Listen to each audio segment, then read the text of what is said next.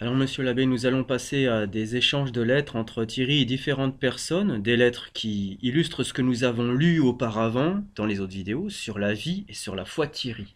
Oui. C'est sûr que ce genre de lettres, c- ça va redire de façon peut-être plus vivante ce qui a déjà été dit, Mhm.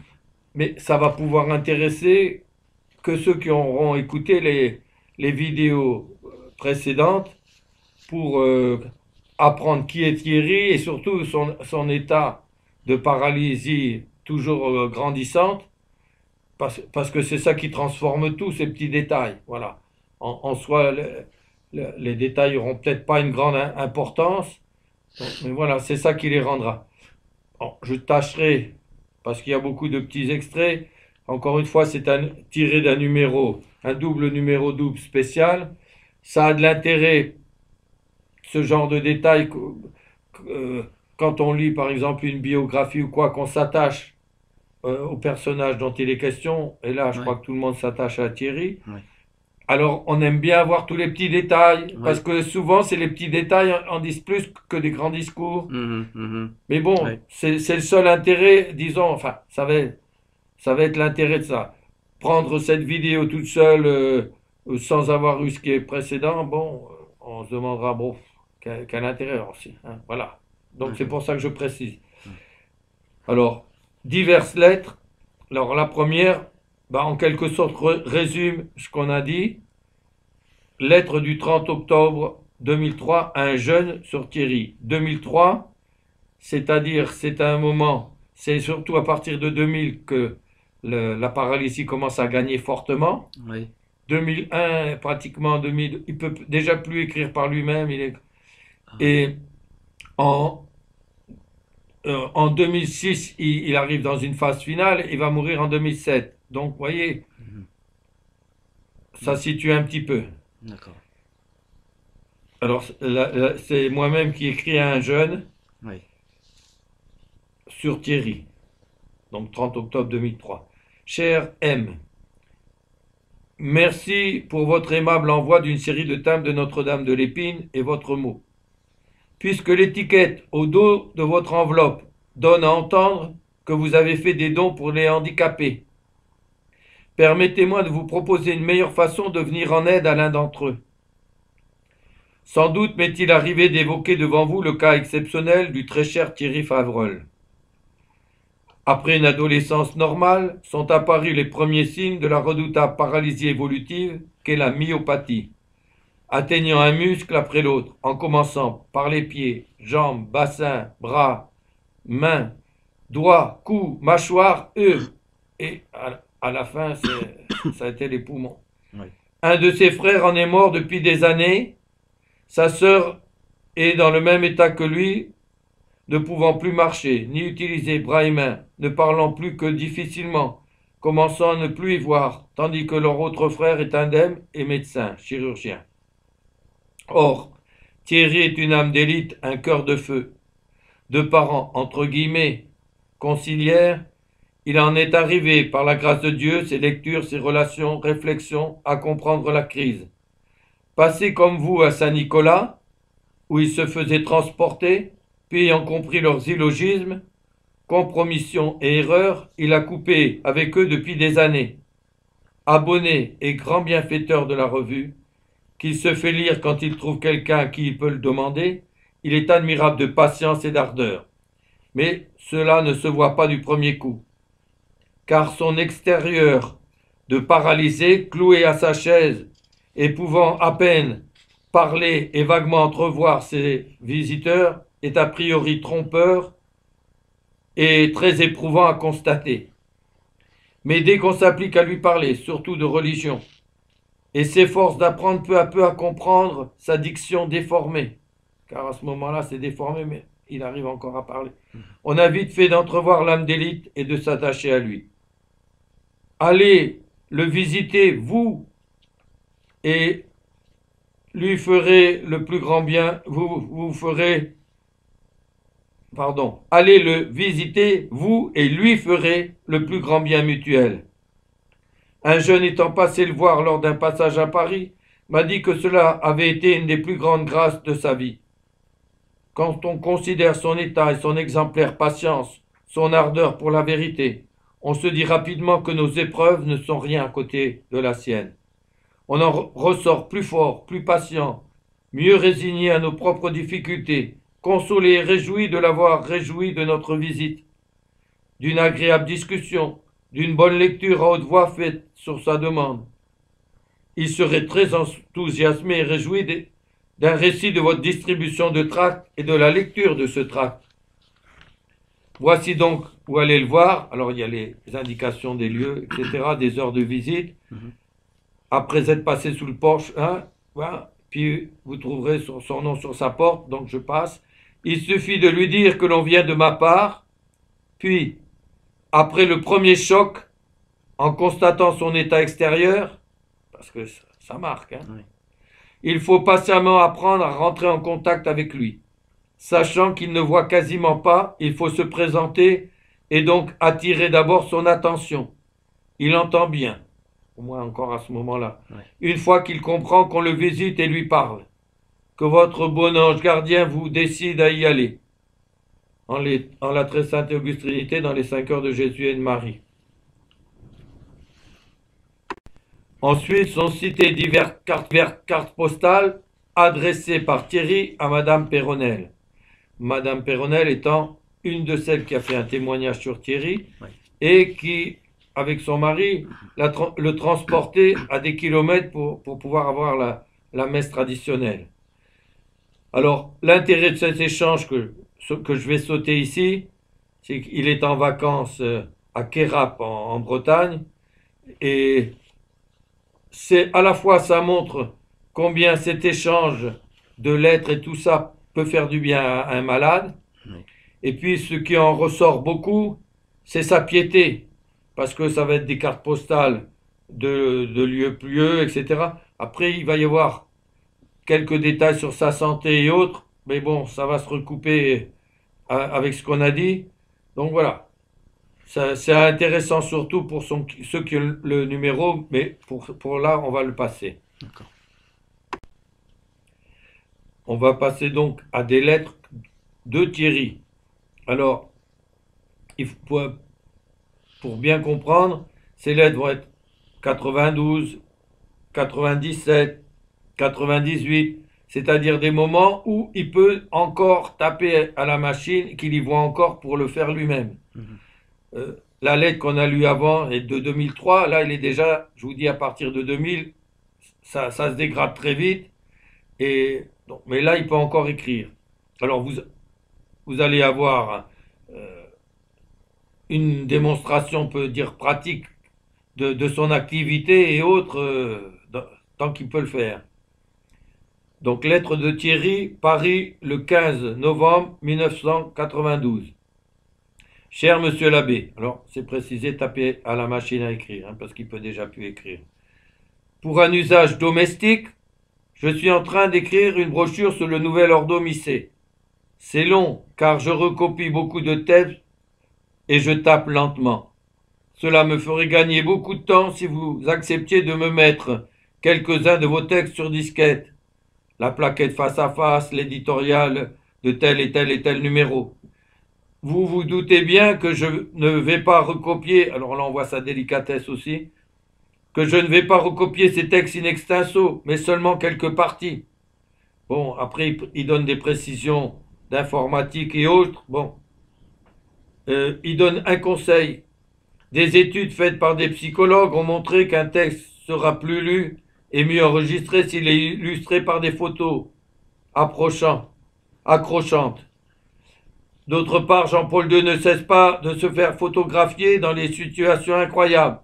Ne vous serait-il donc pas possible de faire une brochure style face à face, mais plutôt format A4, avec d'un côté des photos de Jean-Paul II, Paul VI, Jean XXIII s'il y en a, avec quelques paroles ou textes extraits de bien choisis en regard de la doctrine catholique, avec mes remerciements, je vous prie de croire, etc.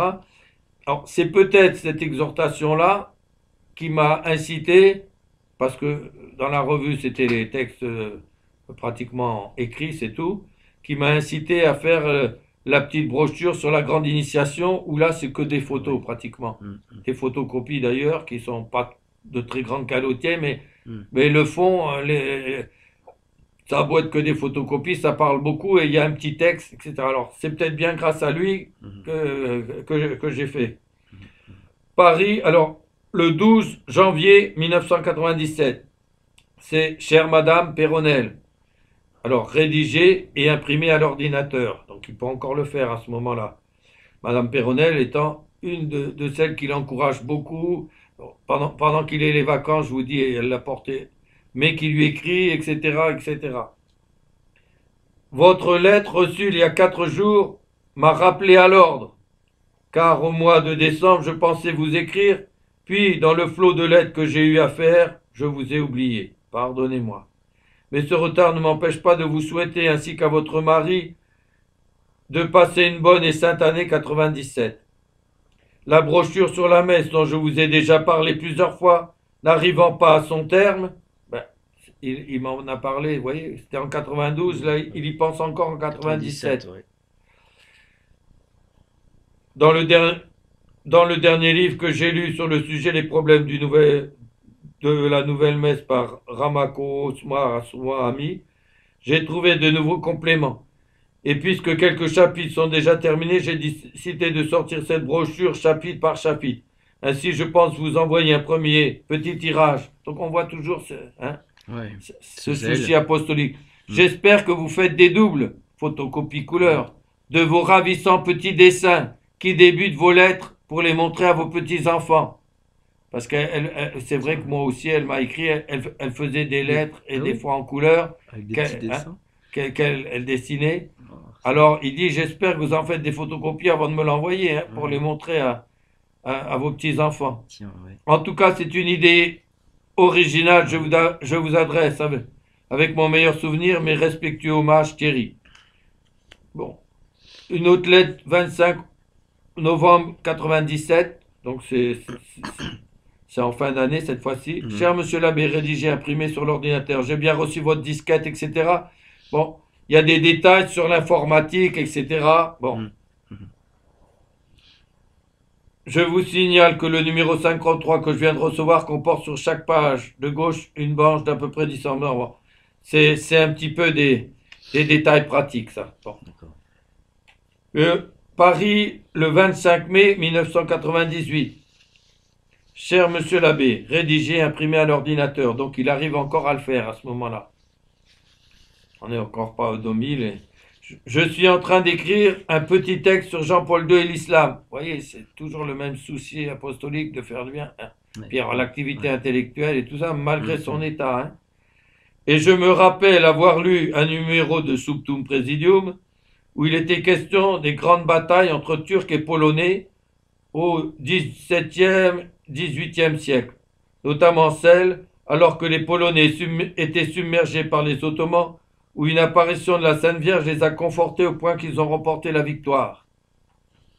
Ce texte n'est pas très long, il tient sur une page, je crois. Je vous demande, s'il vous plaît, soit la photocopie de ce texte, soit, si je peux me permettre, de faire une saisie avec votre scanner.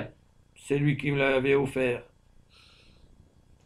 Veuillez croire, monsieur l'abbé, avec tous mes remerciements à l'assurance de mes très humbles sentiments, Jésus, Marie, Joseph. Lettre de Thierry le 27 août 1999. Alors, petit à petit, on approche des échéances. Bon. Mhm. La lettre suivante de Thierry est l'une des premières, sinon la première, qui fut rédigée pour moi par sa maman sous sa dictée. Ah, Ah, donc vous voyez, là c'est ouais, déjà plus à l'ordinateur et tout ça. ouais, Alors forcément, ça va être beaucoup plus court. ouais. Et au début, ben, il arrive à dicter une lettre en une matinée ou un après-midi, disons. Mhm. Après, ça va être rien que pour une phrase, ça va mettre tellement de temps pour chaque mot et tout ça que des fois, ça lui prend des semaines pour une lettre. Mais il a le courage de le faire. Donc, c'est éplé à sa maman et c'est rédigé par sa maman. Ce 27 août 1999, cher monsieur l'abbé, Votre visite m'a fait bien plaisir, et je vous en remercie. Elle a balayé ce que j'avais entendu de mal sur vous, que bien sûr je ne croyais pas. C'était la première tournée pour la revue, etc., dans la région parisienne.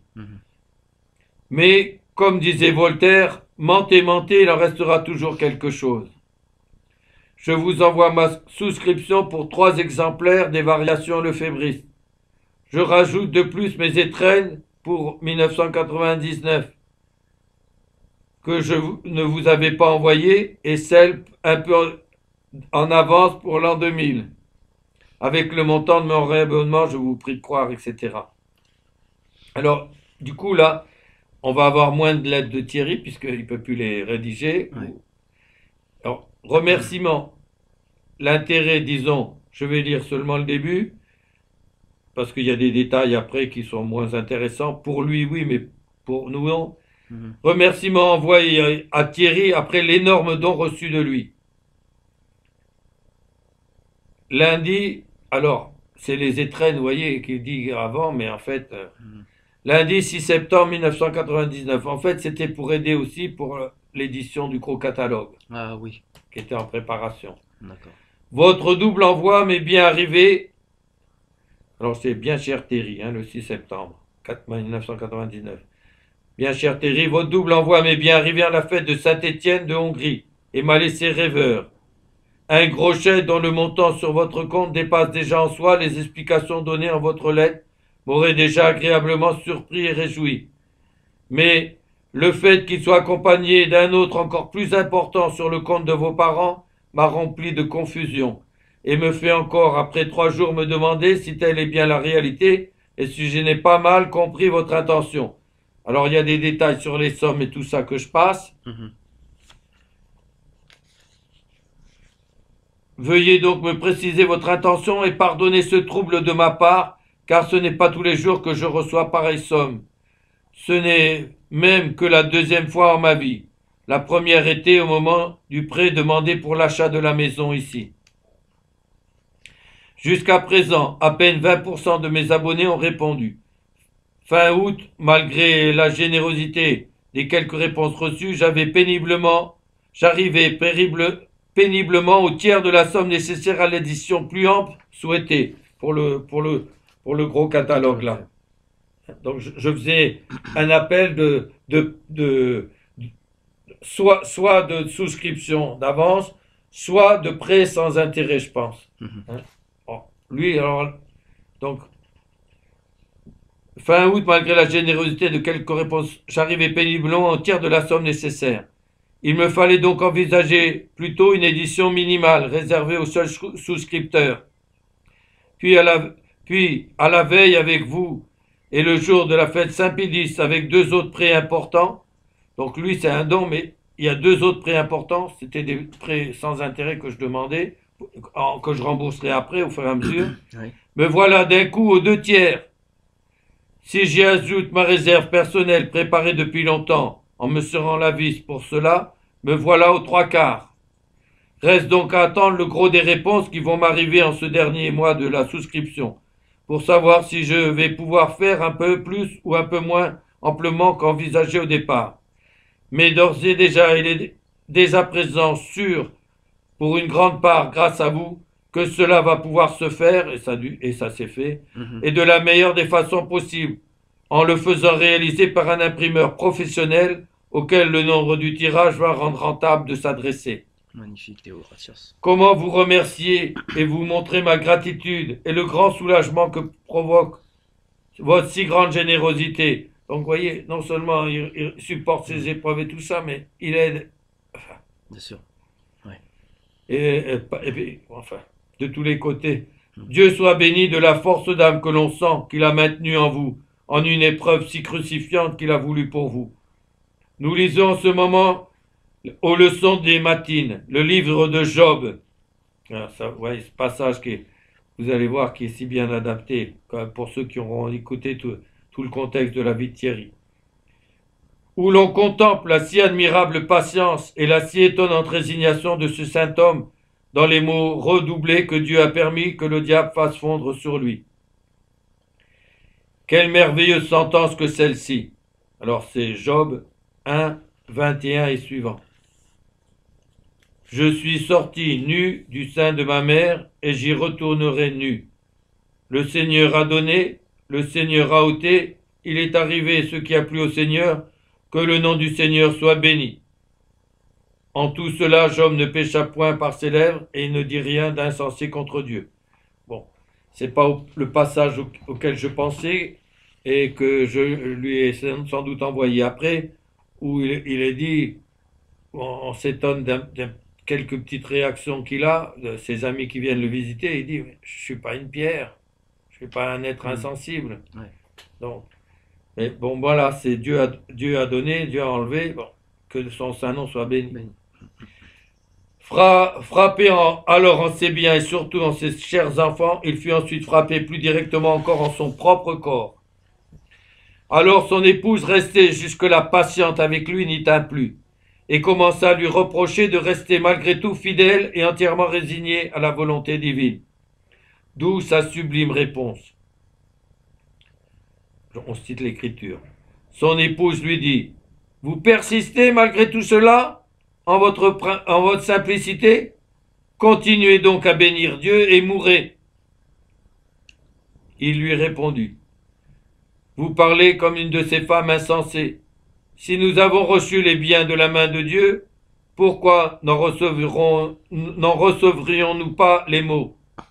En tout cela, Job ne pécha pas par ses lèvres. » Job 2, verset 9 et suivant.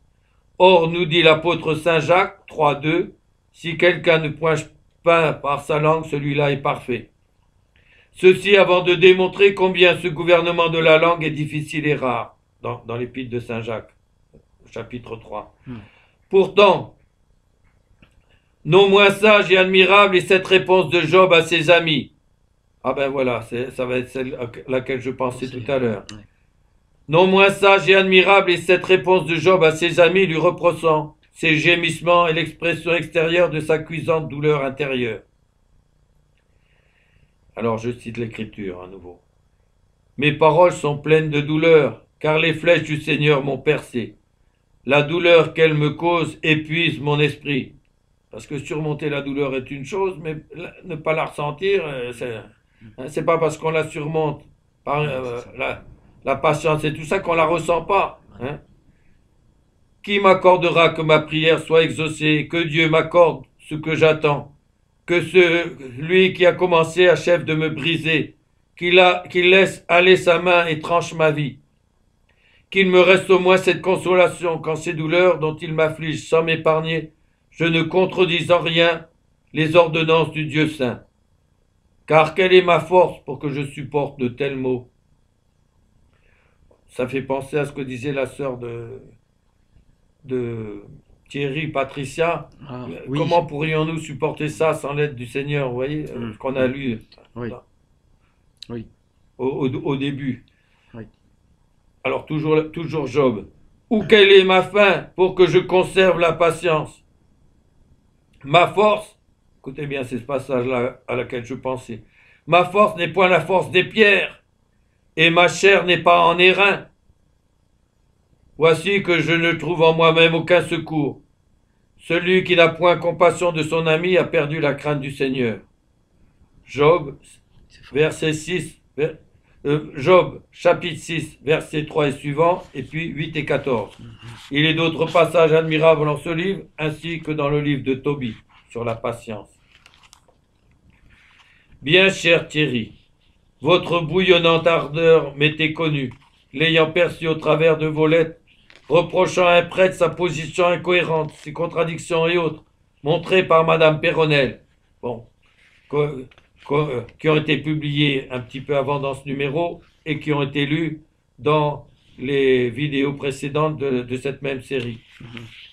Mais je l'ai entrevue de plus près lors de ma visite, en certaines de vos réactions à mes paroles, si diminués soient ces élans du fait de votre état présent. Dieu vous a choisi comme victime, comme Sainte Jeanne d'Arc, comme Sainte Thérèse de l'Enfant Jésus. Continuez à offrir vos souffrances et votre impuissance extérieure grandissante et priez pour l'Église.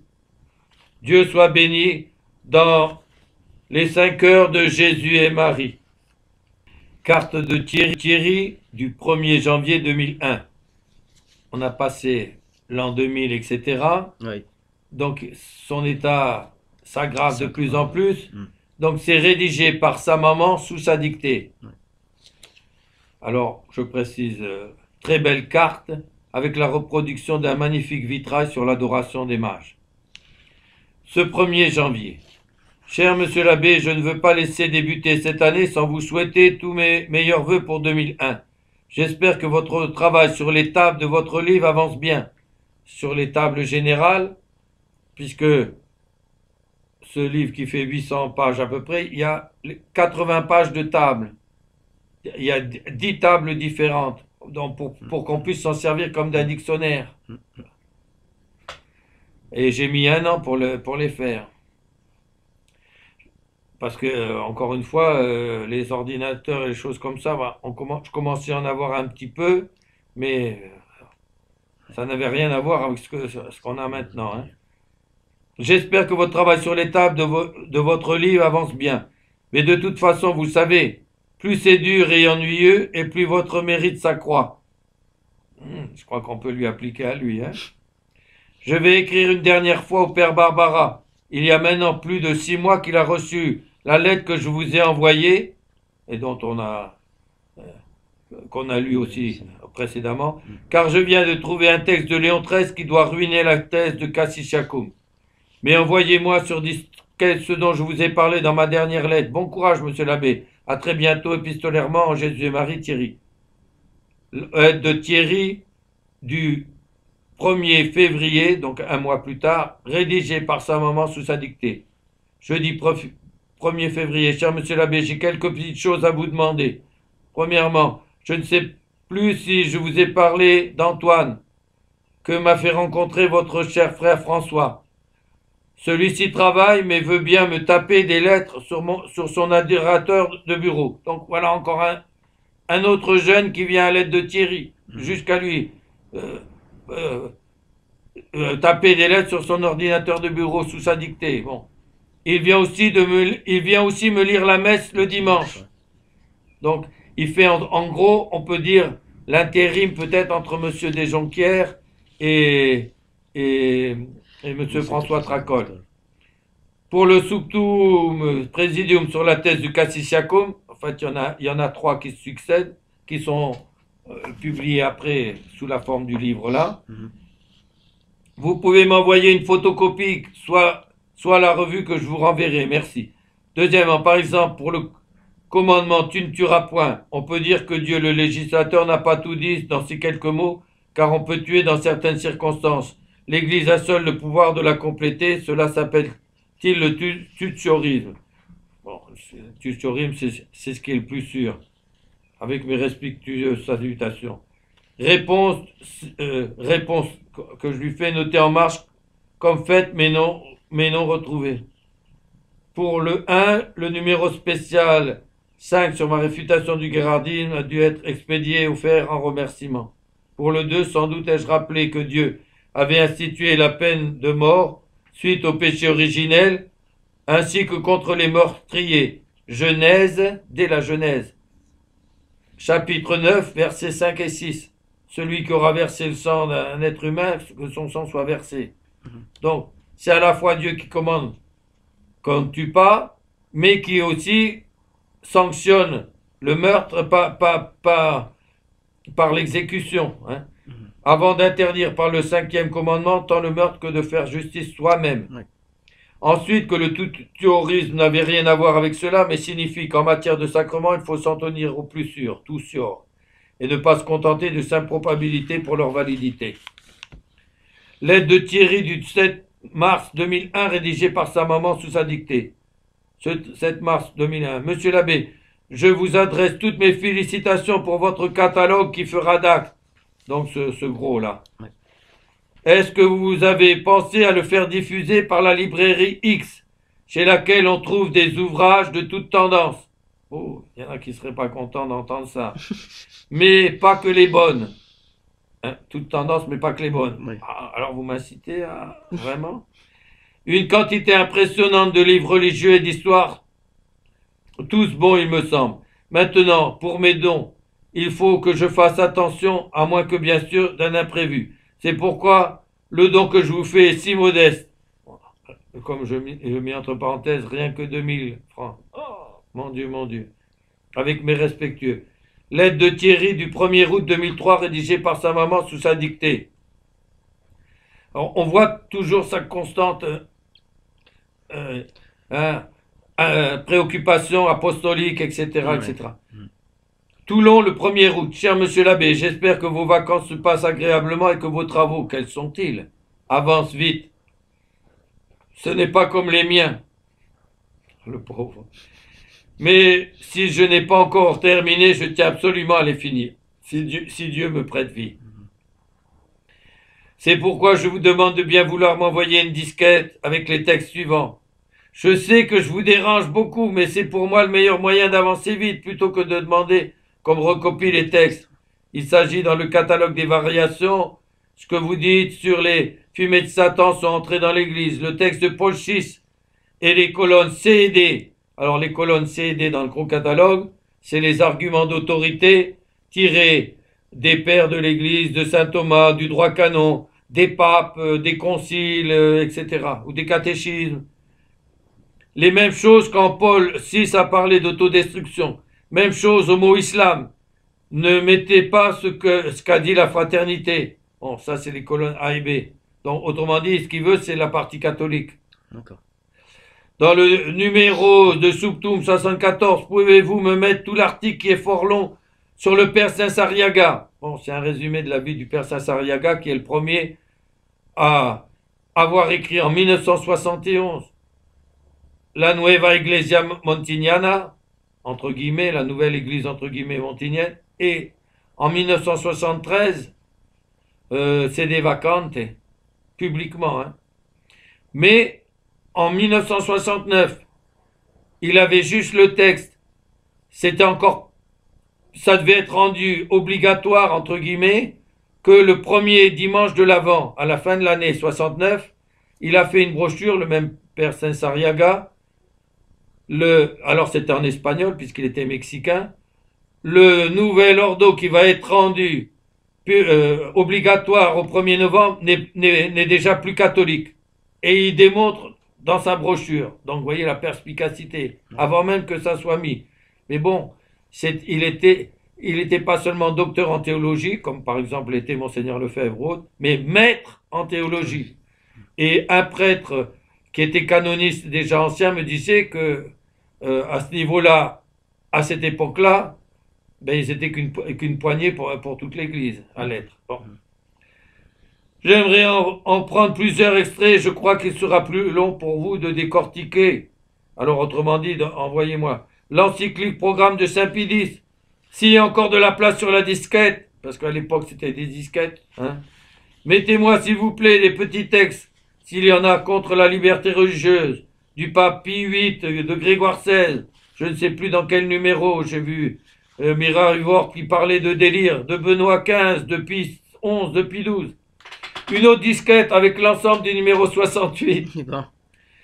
Je vous joins 3 articles de la revue Sous la bannière et de Gloire de Marie, de la mère du Saint-Esprit, de Donzy où Daniel conduisit une fois Thierry, qui vous le verrez écrit bien, mais qui malheureusement est guérardienne.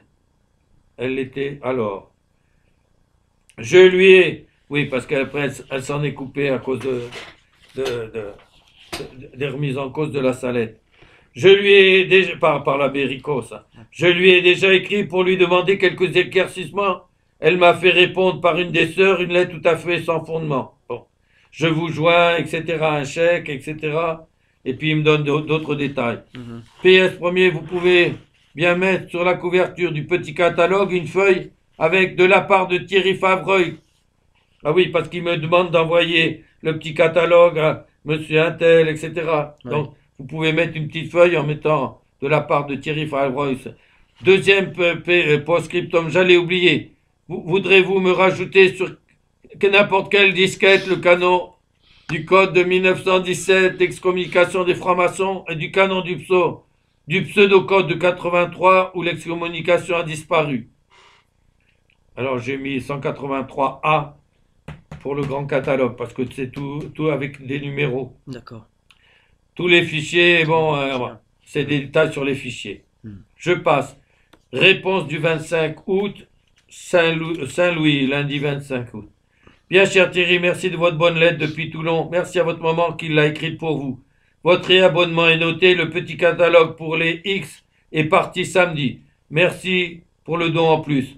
Au séminaire, il y avait un Jérôme du même nom qui n'a pu continuer pour des questions de santé. Est-ce la même famille? Si oui, auriez-vous des nouvelles de Jérôme? Votre demande est arrivée en pleine chaleur, mais aussi à un moment de panne de mon ordinateur. Bon, alors, après j'explique pourquoi il y a des retards dans la réponse. Quant à la troisième,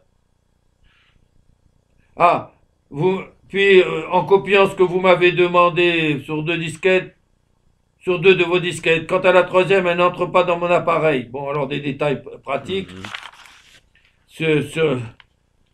Bon, voilà, sur les points. Le livre 6 sur la parousie et le jugement dernier, donc c'est ma collection Consummatum Est sur les prophéties et leurs commentaires par les pères et sur leur réalisation par notre Seigneur. Ou pour le futur, puisque celui-là, ça concerne le futur, sur la parousie, c'est-à-dire le retour glorieux de notre Seigneur sur les nuées et le jugement dernier. Voici sa maquette plus très loin de la fin. Mais une nouvelle petite controverse répétée avec la famille m'a particulièrement obtuse et bornée sur certains points, puis, bon, enfin bref, des pannes, etc., ça a retardé. Bon, je passe. Bon courage, 6 juin de vos disquettes remplis en Jésus et Marie. Lettre de Thierry du 22 décembre 2003. Fête reportée de saint Thomas apôtre. Bien cher Thierry, joyeux Noël et sanctifiante nouvelle année. Vous trouverez 6 juin un calendrier sur les Saint-Georges, composé et publié par une sœur américaine, entre guillemets, c'est des vacantistes, comme nous privés depuis des années, et encore maintenant, de la Sainte Messe et des sacrements, pour éviter aussi des compromissions avec la ligne étuque et tout ça. Bien sûr.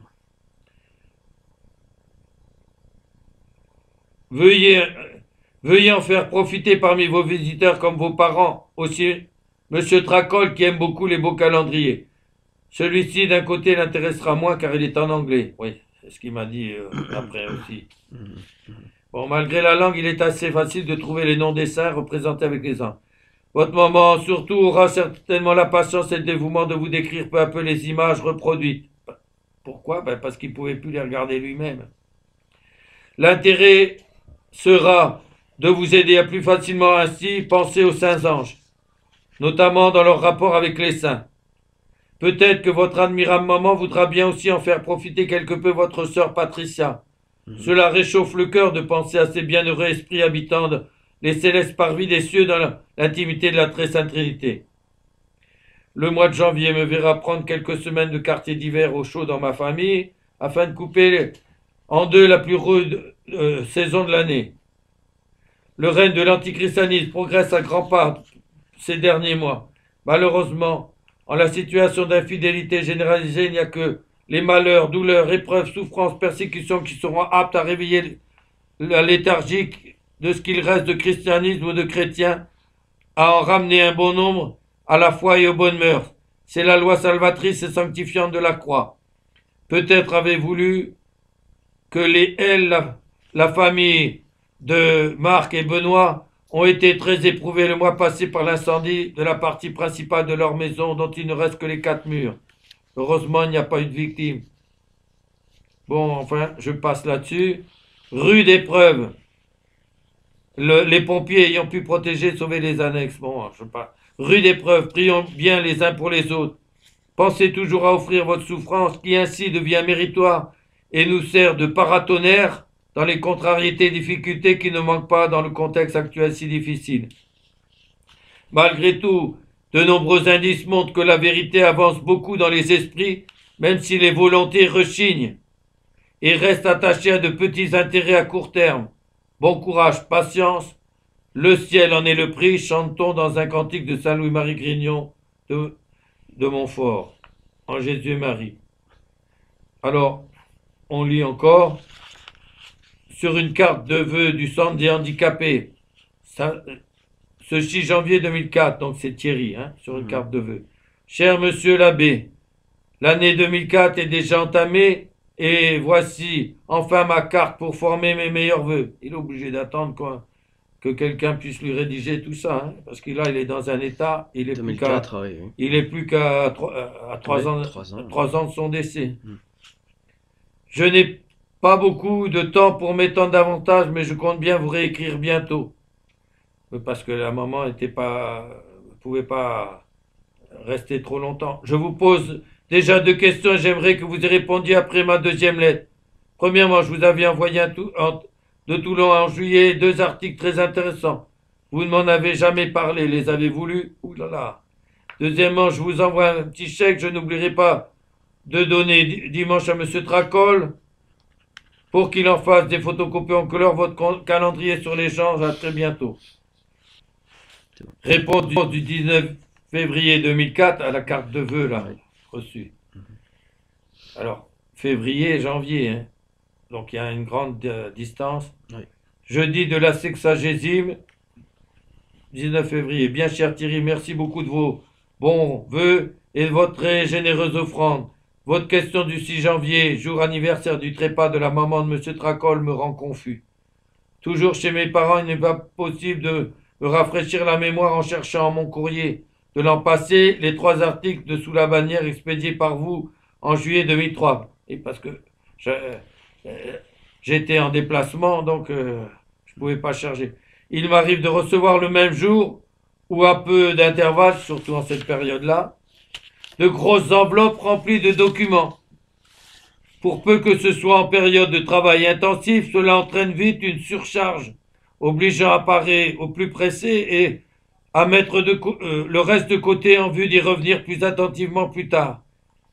Par ailleurs, lu parfois une partie du contenu de telles enveloppes et dû laisser de côté une autre part, il m'arrive de ne plus savoir, après un certain temps, ce que j'ai déjà lu ou non, surtout quand on l'a... Bon, enfin bref, je saute un petit peu. C'est pourquoi vous faites très bien de me rappeler à l'ordre. Et il ne faudra pas hésiter à le refaire si besoin est. Donc, avis à mes correspondants. Hein. Et d'attirer mon attention sur leur grand intérêt. Non seulement il n'y a pas de secrétaire à Notre-Dame de l'Épine, mais il faut encore assurer repas, courses, ménage, lessive, soins minimum de quelques poulets, oies, jardins, etc. Bon, à cette époque, c'était encore le cas. Tout se trouve ainsi plus ou moins bâclé à la va-vite afin de pouvoir s'appliquer à la prière, à l'office divin, ainsi qu'au combat de la foi, à la composition des livres et de la revue, au courrier et nombre de fois aussi à des consultations entre guillemets demandées au téléphone, en tâchant d'y éviter au maximum les simples bavardages. Bonjour, monsieur. Ah, ils sont pas polis, c'est clair, hein, disent certains. Disent surtout quelqu'un. Bon, hein, ils savent pas dire bonjour, prendre des nouvelles de là. Ben oui, mais si on fait ça et qu'on se tient pas uniquement aux réponses que personne d'autre peut donner, on n'en finit plus, quoi. Oui. Hein. Donc, de répondre à des consultations demandées au téléphone en tâchant d'y éviter au maximum les simples. J'ai mis bavardage entre guillemets, parce qu'en soi, c'est une bonne chose de demander des nouvelles, tout Oui, ça. bien sûr. De ceux qui en éprouvent malgré tout le besoin. Il me faudra donc penser en rentrant à chercher ces 3 articles. Je saute. Le texte du cardinal Pi, qui m'avait envoyé, est bien intéressant. Certains passages sont très beaux. L'ensemble correspond à des pensées développées davantage dans le traité de la vraie dévotion de la Sainte Vierge de Saint-Louis-Marie Grignon de Montfort. Il est donc... Bon, je saute. Cela devrait être fait systématiquement quand on peut, de donner des références précises. Notre-Dame est la porte du ciel, Yanua Cheli, tant comme mère de Dieu incarnée pour notre salut, que dès lors, médiatrice de toute grâce, nous obtenant la charité de Dieu diffusée en nos cœurs par l'Esprit Saint, Romains 5,5, en nous portant à aimer et servir son divin Fils, quoi qu'il vous dise, faites-le. C'est Notre-Dame à Canna, Jean 2,5. Aussi, comme la fausse dévotion à la Sainte Vierge peut prendre les dehors et les apparences de la vraie, conviendrait-il surtout à une époque comme la nôtre d'ajouter les mises en garde et précisions de Saint Louis-Marie à ce sujet. Dans le traité de la vraie dévotion à la Sainte Vierge, il y a les six fausses dévotions à la Sainte Vierge, les dévots hypocrites, etc., qui font ça pour se faire bien voir, etc. Bon, expliqué par Saint Louis-Marie. Hein. Ouais. Bon, et sanctifiant carême, et que Notre-Dame vous obtienne les grâces et bénédictions qui vous seront utiles, etc. Lettre du 14 juillet 2004. Toulon, 14 juillet. Bien cher monsieur l'abbé, je vous remercie beaucoup de votre lettre qui m'a fait grand plaisir. Entre parenthèses, c'est la seule lettre que je reçois pour me souhaiter bonne fête depuis très longtemps. Alors, j'avais dû lui écrire du coup pour le 1er juillet aussi, que je n'ai pas mis là parce que c'était la fête de Saint-Thierry.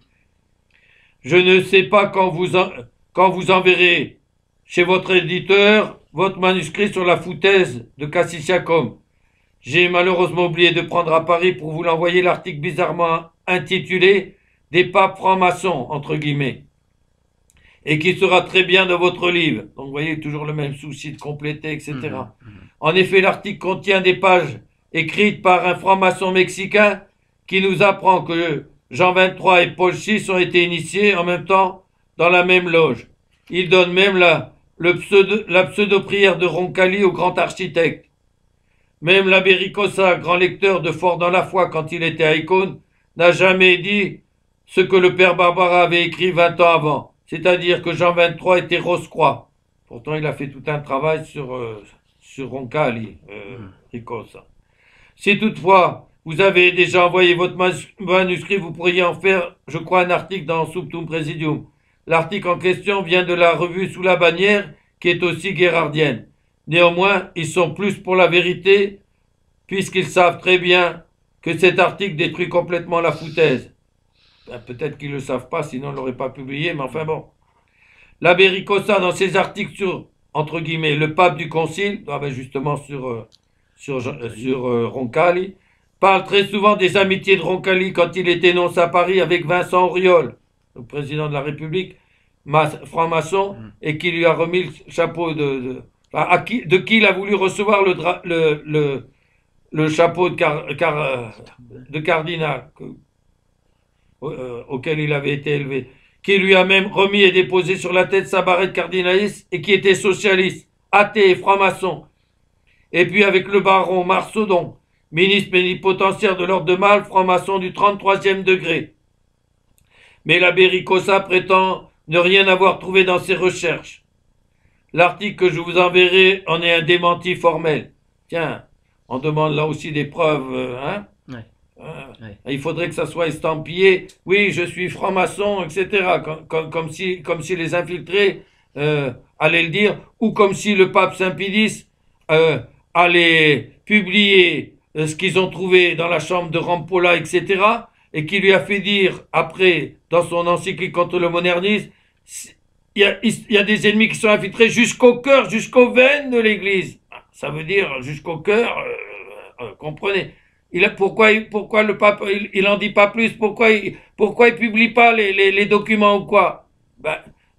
Réfléchissons avec un peu de bon sens, parce qu'il sait que ça aurait fait un terrible scandale pour les âmes simples.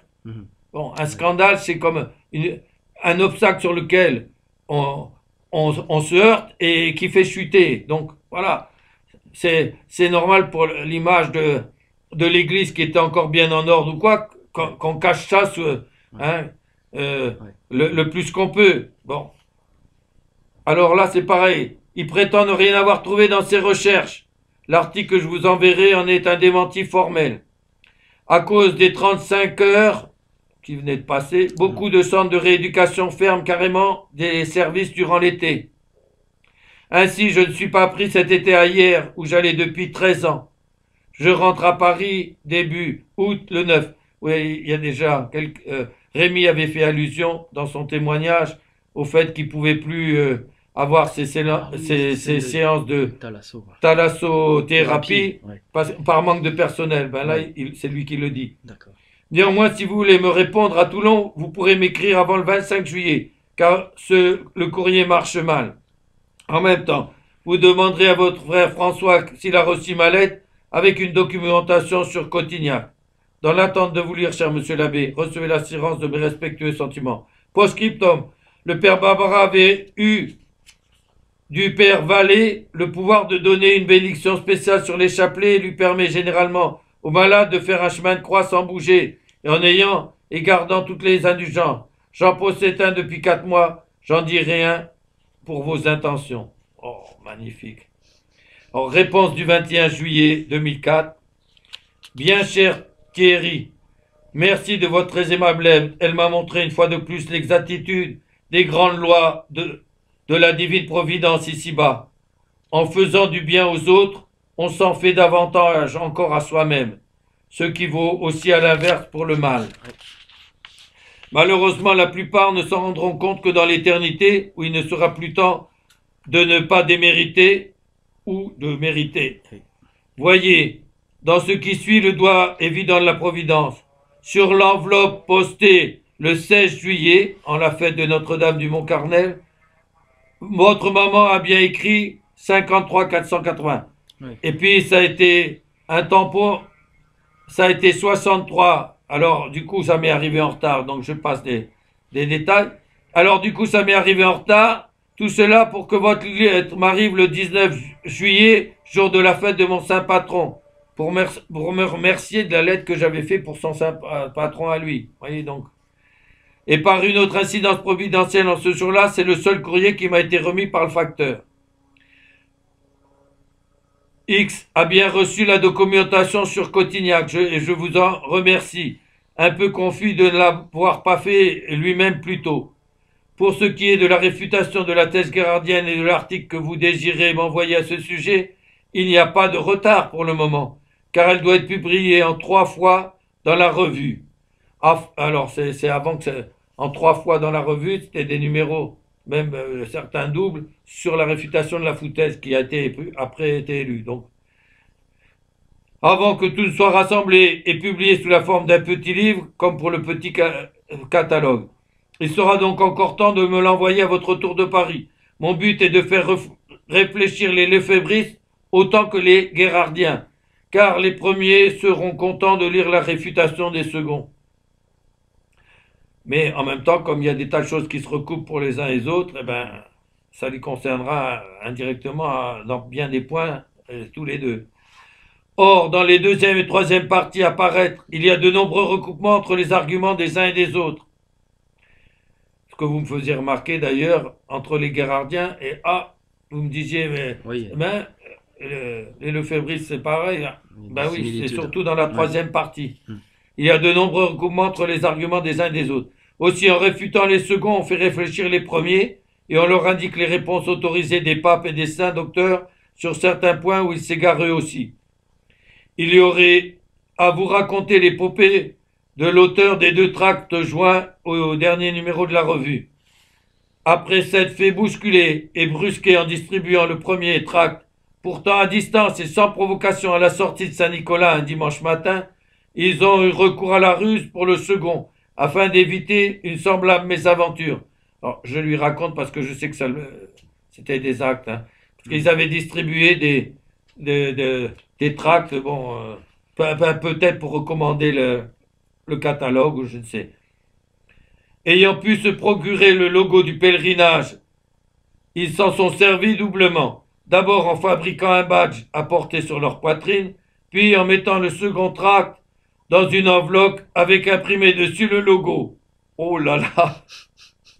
Plus à l'intention des pèlerins, car ils ont choisi l'arrivée du pèlerinage de Chartres à Paris pour faire leur distribution, afin de toucher plus de monde. Voilà de l'audace. Et surtout des jeunes comme eux. Et puis de l'astuce là du coup. Ouais. Ils ont mis des centaines de tracts sur des voitures garées pour la messe finale en plein air à Montmartre.